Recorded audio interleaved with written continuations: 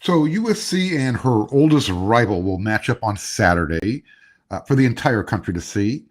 And following practice on Wednesday, according to linebacker transfer Eric Gentry, USC isn't here to beat Rice and Stanford. We're going to talk about that on Locked On USC.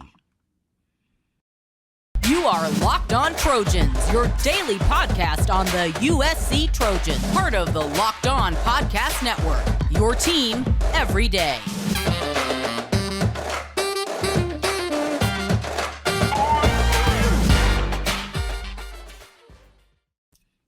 Fight on, everyone. I'm your host, Marc, and thanks for making Locked On USC your first listen every day.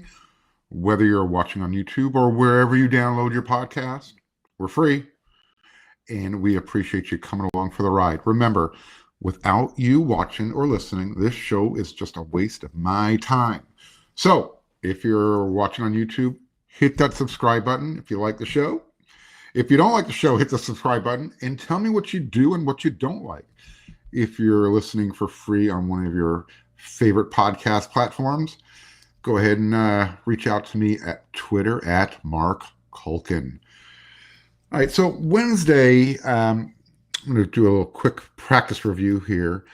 And if you want the full practice report, you can head on over to wearesc.com. But first, Locked On USC is your first listen. This is where you're going to come, where I'm going to give you all your notes and information in 30 minutes or less. So don't ever let anyone tell you that California has a dry heat. Wednesday was a really miserable day for the team. Forget the press. I was miserable, but fortunately they were out there in shorts and shells, and it's a good thing because it was, the thermometer read 97 degrees. You had 40% humidity. Literally, when practice was over, some of the guys looked like they had just wore their gear into the shower or jumped in the pool and got out. They were soaked through, and I know that feeling.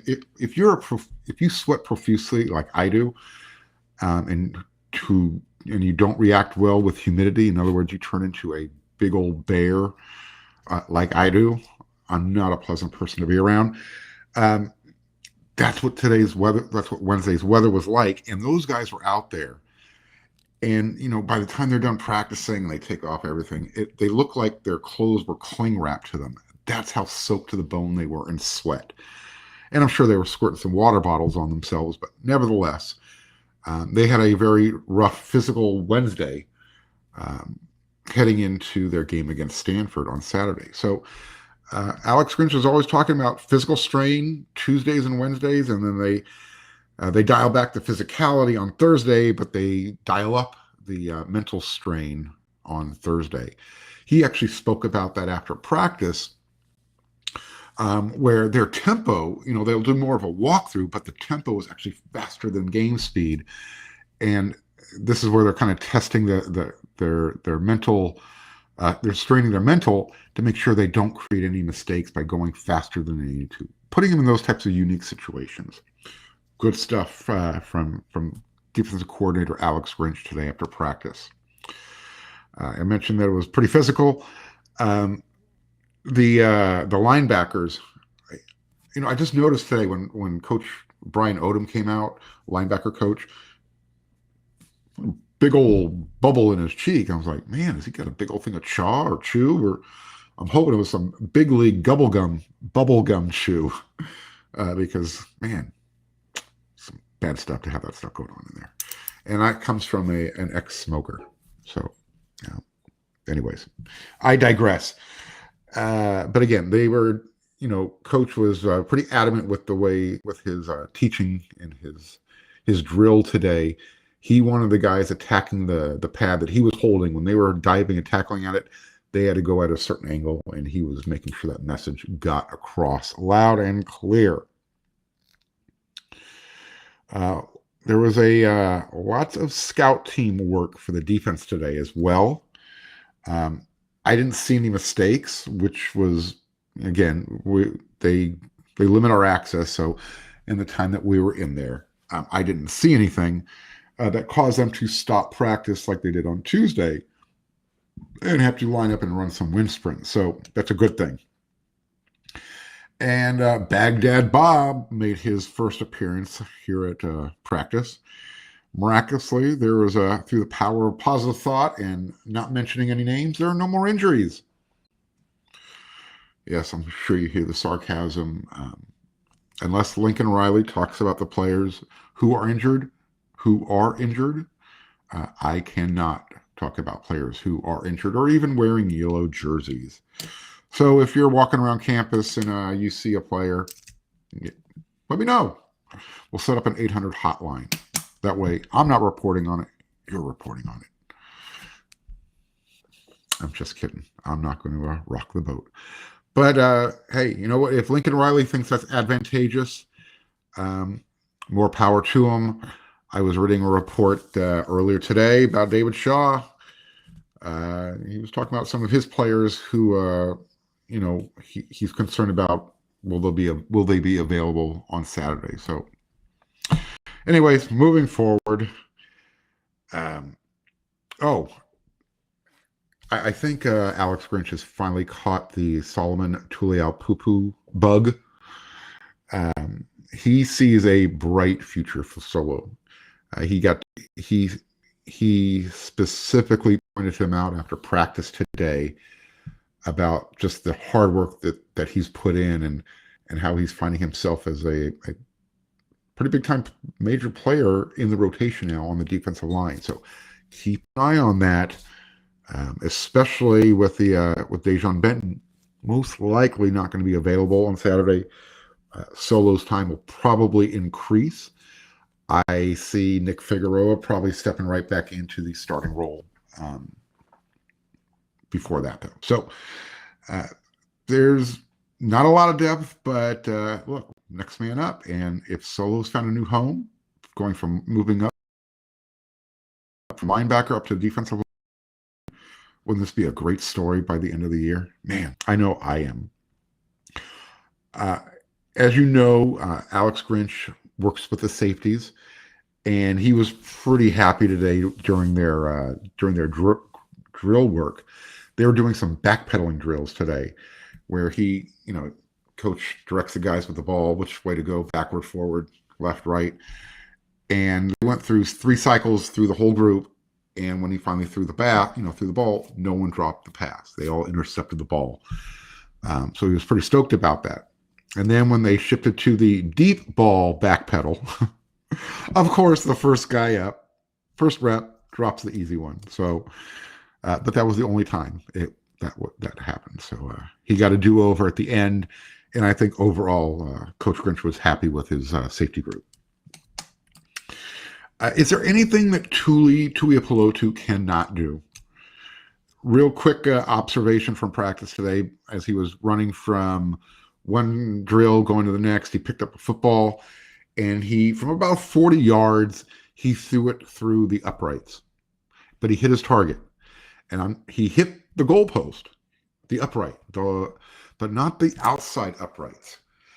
During practice, they erected some inside the regular ones, and those are for target practice for the kickers. Tuli threw a 40-yard spiral and hit the bullseye in the middle. So maybe he will be the emergency quarterback. Heaven forbid that ever happens. It needs to happen. And I also asked Cortland Ford the tough question after practice, since Lincoln Riley is having a tough time deciding who should be his starting left tackle. And I asked him about his mindset and what his competition with Bobby Haskins for that starting role. And Cortland said, quote, "I've just tried to bring my best every day, just trying to work the details and just make sure I'm locked in, keyed in on what I'm supposed to do every day. There's always going to be things to improve on, and I'm always going to seek perfection." So you know what? That's the best way of looking to the upside. You can't. He's not going to say anything negative. All these guys have been trained to speak a certain way when the when the media presses a certain type of angle. And everybody knows this is kind of not a hot button issue, but it's a warm button issue. All the other offensive linemen seem to have separated themselves. The left tackle position, they're making Cortland and Bobby Haskins work extra hard. But again, there's some upside to that. Iron sharpens iron, right? You know what else there's some upside to? Locked on USC has a new sponsor. And everybody's feeling this. I'm feeling this just like you are. From cringing at the pump to getting an eye-popping check at your favorite restaurant, inflation is hitting us all where it hurts. And it really hurts. That's why I started using Upside. Upside is an incredible app for anyone who buys gas, groceries, or dines out. With every purchase, you can earn cash back thanks to Upside. How easy is the app to use? It's too good to be true. Upside is a no-brainer. What do you plan to do with all the cash back? Well, here, to get started, go to download the free Upside app, use my promo code LOCKED, and get $5 or more cash back on your first purchase of $10 or more. Next, claim an offer for whatever you're buying on Upside. Check in at the business, pay as usual with a credit or debit card, and get paid. In comparison to credit card rewards or loyalty programs, you can earn up to 3 times more cash back with Upside. That's pretty cool, right? Upside users are earning more than $1 million every week. That's probably why they have a 4.8 star rating on the App Store. So download the free Upside app and use promo code LOCKED to get $5 or more cash back on your first purchase of $10 or more. That's $5 or more cash back on your first purchase of $10 or more using promo code LOCKED. So number 14 ranked USC is going to play their first Pac-12 game of the year road at Stanford. And I mentioned at the top, this is their oldest rival. These guys have been playing football going all the way back to 1905. 1905. It's a long time ago. And recently, in the last 10 games, the two schools have split the last 10 games. And that goes back to 2013. The two teams did not meet in 2020, COVID. And that was the first time since 1945. And get this, USC has won just one of the last 5 meetings on the road at Stanford going back to 2010. Guess where USC is playing Saturday? That's right, up on the farm. So on yesterday's show, and these two schools do not like each other. So we talked about it. We talked about a little bit. A couple of the bad losses that this series, there's a lot of history between these guys. And there was a viewer or listener who reminded me of a game that wasn't even a loss. It was a tie. And that's how much that game bothered him. 1979, 21-21. USC and Stanford tied. USC actually had a lead. They gave it up. Let Stanford come back to win. Well, not win, but tie the score. 21-21. That's how the game ended. And USC, that kept them from having a perfect year. And if you go back and look at their out-of-conference schedule that season, I believe they beat some pretty good teams. Go check it out. So yeah, a tie is like kissing your sister. It's brutal. You never want to do that. Against Colgate, and I'm bringing that up because USC and Stanford, they always play each other harder than they should. Well, Stanford always plays USC with more vim and vigor than they play other programs. And against Colgate, their first opponent, they beat them 41-10, but maybe they were looking ahead to USC because they lost the turnover battle by 3. And just to kind of put that into context, last year, Stanford for the entire year was a -10 in the turnover battle. So USC will need to win that part of the game, win the turnovers. So whether it's the conventional type, interceptions and fumbles, I don't think we're going to get 3 pick sixes in this game. Stanford's quarterback, Tanner McKee, did throw one against Colgate, so we'll find out. Or whether, USC's defense can do it by forcing punts. That is a turnover of downs. As long as USC is forcing punts, they're going to get those 3 or 4 extra possessions. And if they do that, they're going to win this game against Stanford easily. And if they do that throughout the year, they're going every game, period, because they're going to outscore everybody. I don't know if Stanford is good enough to score with USC this year.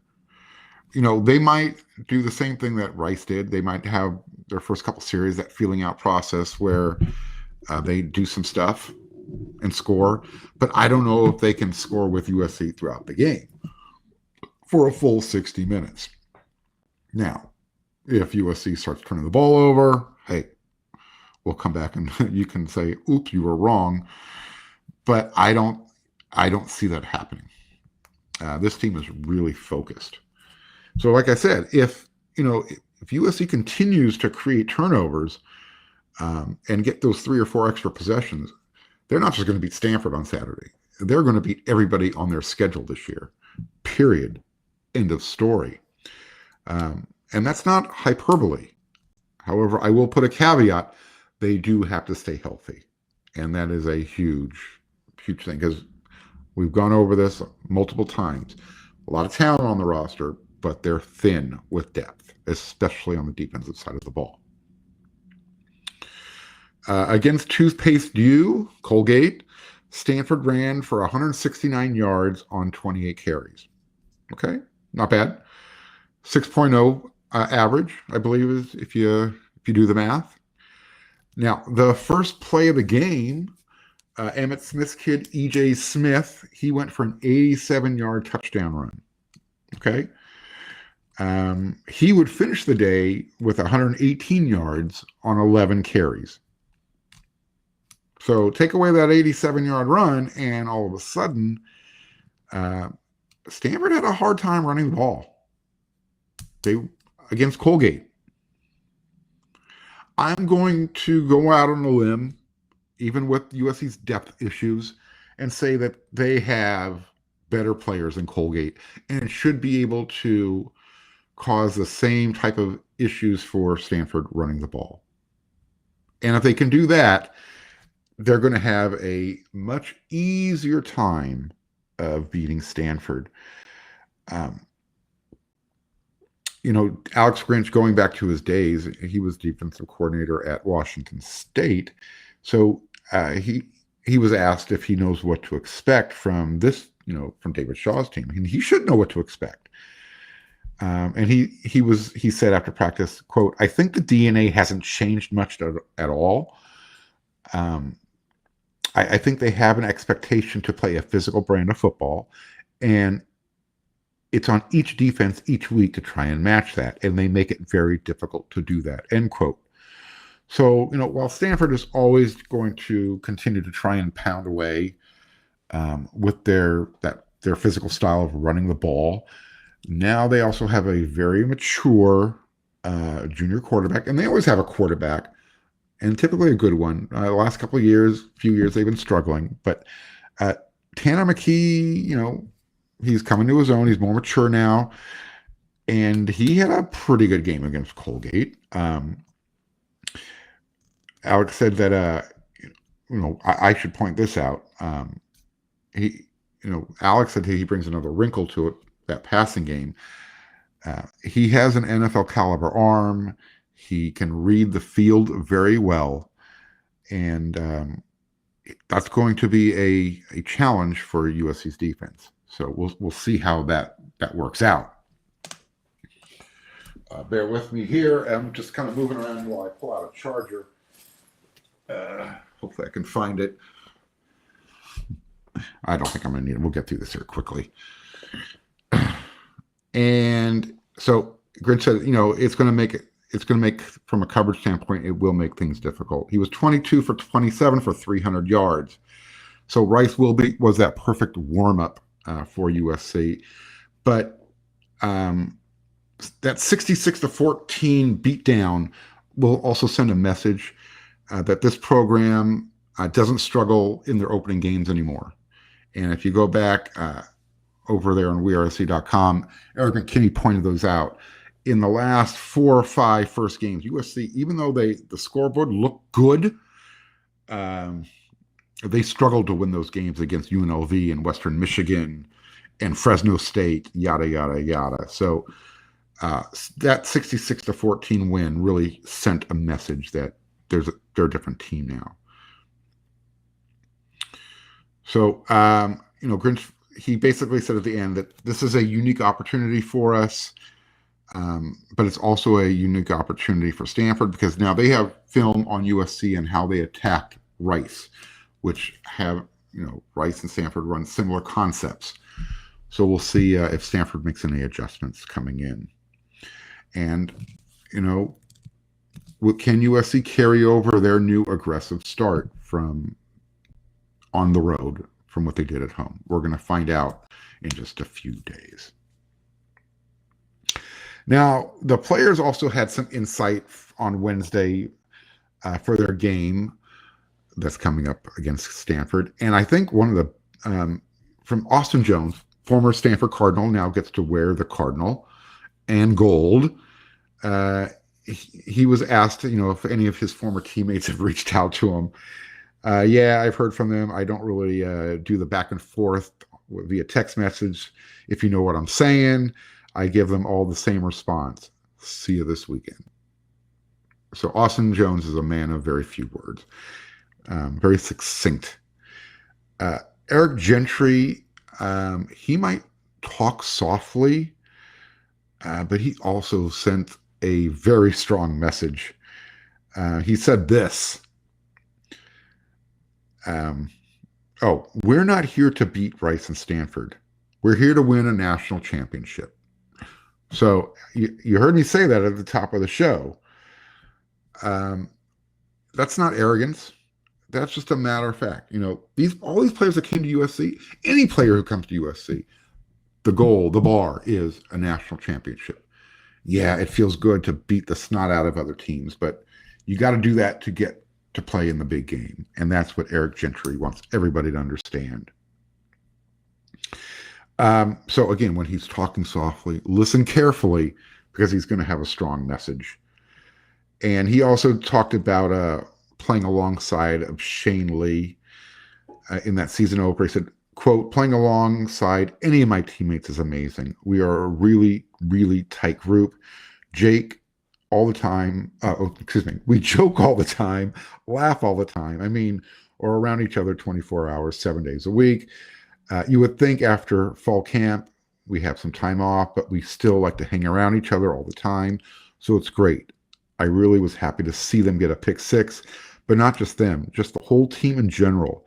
When we play with confidence and we play well, it's really hard to stop. I think that's probably a good place to end this show. However, someone please get this message to Eric Gentry, and I'll tell him if I see him with a big smile on my face and running away at the same time. Electric blue do-rags. I understand the purpose. You need a new color. Electric blue, it clashes with cardinal and gold. All right, everyone. Locked On USC is here with you 5 days a week. I'll be back again with another episode tomorrow. Thanks a lot for watching this episode or listening to the show. When you're done here, do me a favor, head on over to WeAreSC.com. We've got a lot of content up there for you, including some recruiting information. USC had a decommitment, and we hinted about that here on the show before. Braxton Myers, you can go find out why. And is USC concerned? Maybe, maybe not. There could be some more commitments coming, but you got to get over there and check out that free 1-week subscription to find out. Until then, until our next episode, everyone, you know what to do.